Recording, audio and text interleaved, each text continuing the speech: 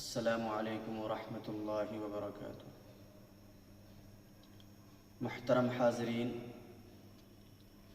ایک لفظ بولا جاتا ہے مفلس اور فقیر۔ کچھ لوگ دنیا میں مفلس اور فقیر ہیں، لیکن کچھ لوگ آخرت کے فقیر اور مفلس کہلاتے ہیں۔ حدیث ہے، اللہ کے رسول صلی اللہ علیہ وسلم نے حضرت صحابہ سے دریافت کیا، پوچھا کہ جانتے ہو مفلس کون ہے؟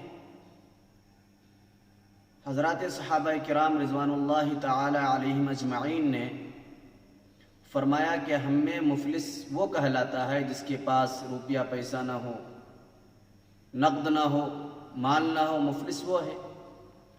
تو جناب محمد رسول اللہ صلی اللہ علیہ وسلم نے ارشاد فرمایا کہ میری امت کا مفلس انسان وہ ہوگا جو قیامت کے دن بہت ساری نمازیں، روزے، زکوٰۃ، گویا بہت سارے اعمال لے کر آئے گا، لیکن اس کے ساتھ ساتھ دنیا کے اندر کسی کو گالی دی ہوگی، کسی کو ناحق قتل کیا ہوگا، کسی کو مارا ہوگا، کسی پر تہمت لگائی ہوگی، چنانچہ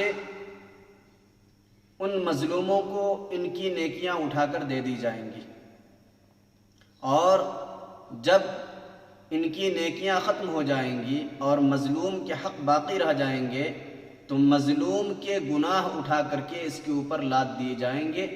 اللہ کے رسول صلی اللہ علیہ وسلم نے فرمایا کہ میری امت کا سب سے بڑا مفلس انسان یہ ہوگا۔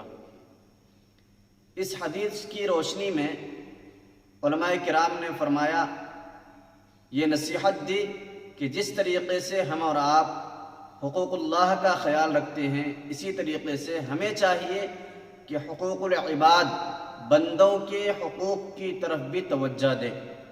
اس حدیث سے یہ ثابت ہو رہا ہے۔ اللہ تعالی ہم سب کو عمل کرنے کی توفیق مرحمت فرمائے، آمین۔ السلام علیکم ورحمۃ اللہ وبرکاتہ۔